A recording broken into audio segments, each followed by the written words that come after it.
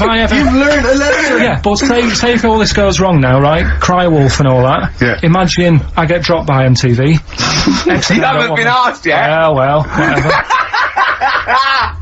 Right, they're short on firemen because they're always going on strike. I answer the phone, it's you saying my house is on fire. I don't know what you're talking about now, Carl. I don't know what he's talking about. Hang on, I think somewhere along the line there, Carl has been recruited by the fire brigade. Did you leave that bit out in the story? Start again. Yeah, right, that's what I'm saying. Because I just wound you up about crabs, babies pushing their way out of vaginas, and Darren Brown causing offence. Right, yeah. Little, what's the saying about, little acorns don't gather any grounds. Crying wolf. You can take a fish to water and you can't make it swim. Do you know that saying? You can lead a horse to water, but you can't make it drink. Do you know why? Because its neck's too long. No, what? It's got an awkward neck. I don't know. That's correct. That is correct. Right, anyway, we've still got to come. Right, it's been bad today. I'm going to apologise to people listening today, because your mind's not been Do focused. you know, have you heard the thing that Rolling Stone gathers no moss? You aware of that? Yeah. Do you know where that's from? Where it's from? In Woodstock. Right, the band used to go out and get this sort of like moss that used to grow there, and it was sort of like slightly hallucinogenic, right? And they used to come back, and they used to all go out, everyone was out there, mamas and papas were doing it, the Doors, they all came back. But Mick Jagger and Keith Richards would never do it, but they'd smoke other people's. Yeah. A Rolling Stone never gathers his own moss. That was what it... seriously, Carl! Right, that's so the we've truth! still got to come. Rockbusters. Have you heard the saying, a fish in time saves 9? The clues were... Have you heard that? That'll never get off the ground. LZ. You've got... Have you heard that saying, out of the frying pan into the saucepan? You've also got...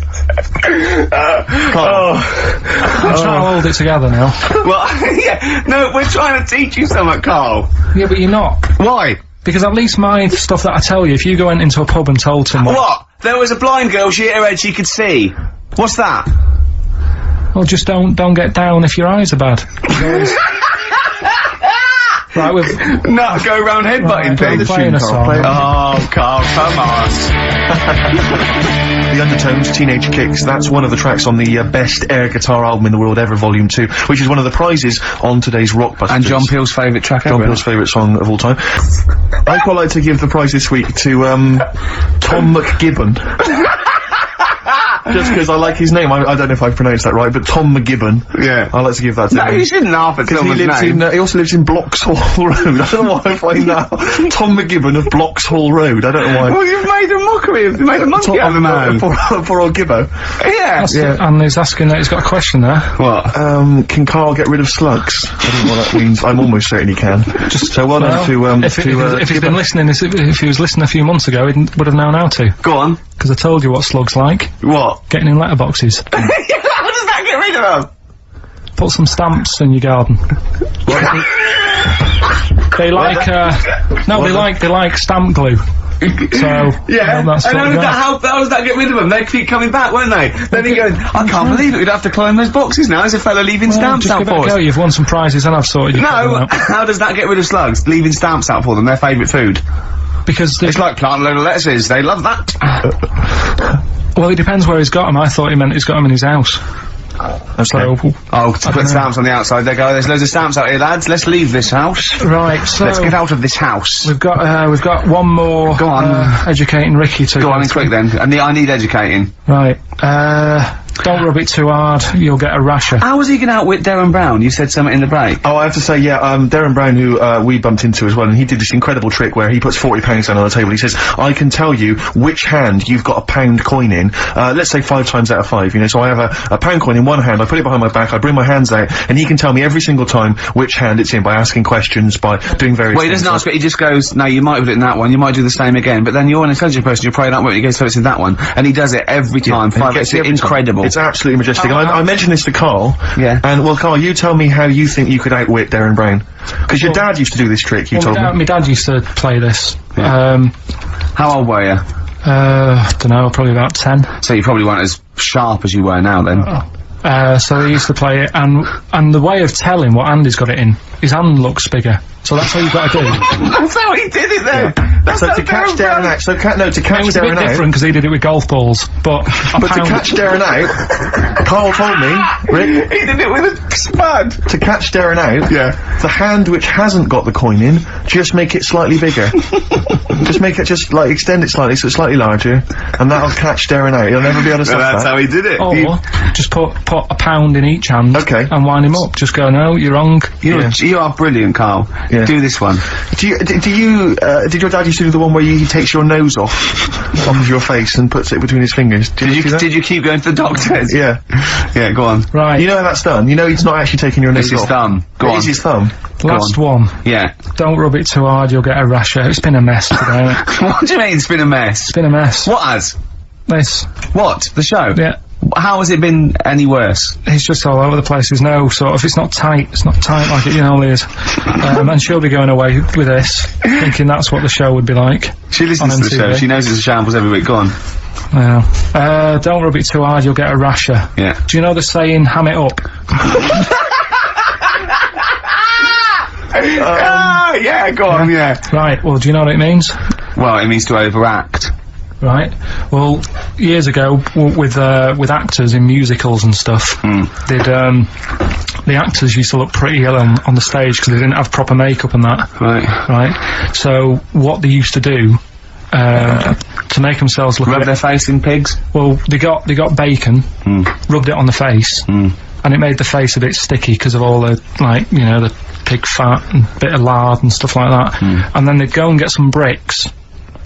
Yeah, house bricks, rub them together, make some sort of red dust from the brick, and then put the dust on the face, and the fat and the lard and that would make the dust stick to the face, and they'd look well under the lights, and that's where They'd saying, smell great as well. yeah, well, Lovely. Everyone likes the smell of bacon. no, but so that's the old ham it up. That's where like that that. comes from. If it's true, I've no reason to think that it's not. So that's your third educating Ricky today. So what have you learned? Nothing. Absolutely sod all. You've got your hamming it up. Yeah. Rams are gay. They know which ones are gay now. Now! And At last, thank God. the fella who can hand read an arse. If you missed the rest of the show, what are you going to make of that? Have you just tuned in? You are a maniac, Carl. So- and you've had your screen test. I reckon we'll be seeing you on MTV or VH1 in the near future. How much is it? How much? I mean, she can't answer. What do you reckon I'll get? Because you see, the annoying thing is, I've just bought a flat in London, Yeah. in central London. Yeah. MTV's in Camden. Yeah. I wouldn't have bought in central London if I'd have known I'd had to go there. That was to make my life easier so I could walk to work. So now I've got to go out of my way. So I need to cover that. To be truthful, I'm not sure that the MTV gig is a certainty yet. I reckon- She's pretending she's not sure, but she can't wait to sign me up. Yeah. I reckon you maybe start off with a few little interstitials, just like, what do you think make of that? Or Carl says, and, a few of them. I reckon you'll make a few grand. Why has it got to be music? Doesn't Why have to can't be it be? I think that idea on the animals is good. I can do film stuff. I can talk about films. Elephant Man. Love that.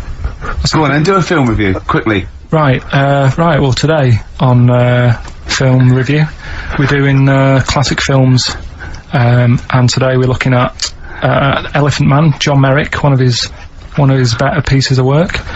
It's a sad film. I've never really been able to watch it all the way through. Sorry, John Merrick's better piece of work was him being the Elephant Man, played by John Hurt. Yeah. Go on then. Sad film. When I was younger. Tell us a bit about it. What is it about? Who's It's John about Merrick? a fella. It's about a fella who's got a funny head. Right, tell us this. And he lives in I think he lives in London in about the 1930s or something like that, and he's being picked on all the time and stuff.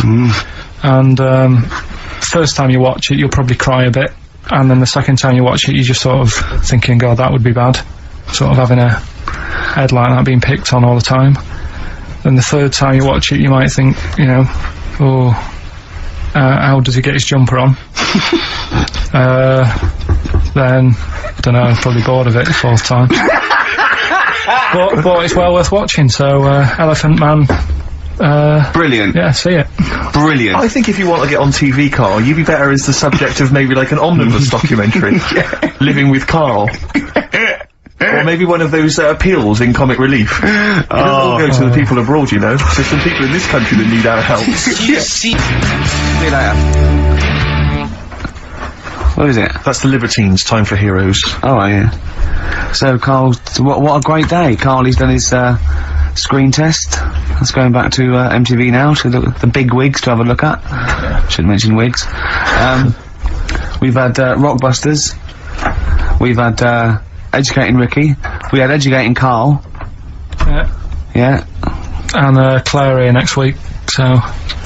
Yeah. But you'll be back for the big Christmas spectacular. Yeah, and that's that. I've not been happy today. Go on, why? If someone's listened for the first time today, it is normally better than this. It's not. No, it is. It is. I don't think it is. So, I really don't think it is. So that's that then. So I'll see you in 2 weeks. 2 weeks, yeah. Alright, enjoy yourself. Cheers. Best of luck with MTV. Alright, I'll see you later. Okay. See ya. Cheers.